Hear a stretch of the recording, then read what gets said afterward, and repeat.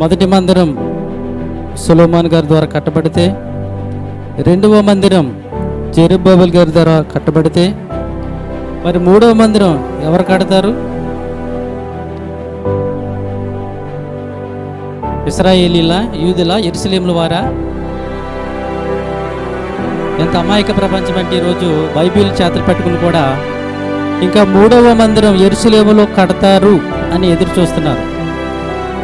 లేఖనాల ప్రకారం మొదటి మందిరం సొలొమోను గారు కడతారని దేవుడు సెలవిచ్చాడు. అది సుమారుగా 364 సంవత్సరాలు ఉంది. అది బబులోను కాలంలో కూల్చబడింది. రెండవ మందిరం జెరుబ్బాబెల్ గారు కట్టారు. అది సుమారుగా 586 సంవత్సరాలు ఉంది. రెండవ మందిరం కూల్చబడింది.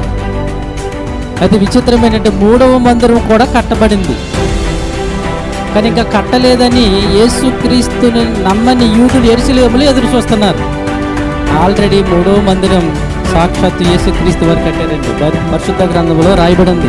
అందుకే 1900 సంవత్సరాలు పైబడి అయినా ఈ రోజు కూడా కట్టలేకపోతున్న కారణం లేఖనాల ప్రకారముగా సొలొమోను గారు కట్టారు, జెరుబ్బాబెల్ గారు కట్టారు, యేసుక్రీస్తు వారు కట్టారు. ఇప్పుడు మనం కట్టవలసిన మందిరాలు, మీరే దేవుని ఆలయాలు. ఈ మందిరాలు కట్టాలి. ఆ మందిరాల పని అయిపోయింది. యేసుక్రీస్తు వారు శరీరం అనే దేవాలయాన్ని కట్టి ఈ దేవాలయం పరలోక రాజ్యం వెళ్ళాలి ఆయన కోరుకున్నాడు. ఇంకా ఈ భౌతికమైన కట్టడాల కొరకు నిజంగా పోటీ పడుతున్నారు సమాజంలో. ఇలా ఆలోచించాలి. ఎందుకంటే వీటి విలువైన మాటలు మరి దైవజనులు రవి గారు ఈ నిజమైన మందిరాలు పాడైపోతున్నాయని దైవజనులు ఇప్పుడు చెప్పారు.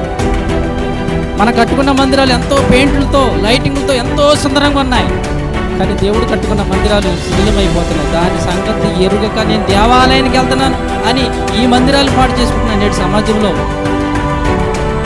నిజమైన మందిరాలను మేలుకొల్పి ఆ మందిరాల్లో ఆరాధన చేయాలనే ఎంతో ఉద్దేశంతో మరి దైవజనులు మరి చక్కటి ఈ మహాసభల భారమైన ఈ మహాసభలు ఎంతో ఖర్చుతో కూడుకున్న ఈ మహాసభలు ఏర్పాటు చేస్తున్నారు.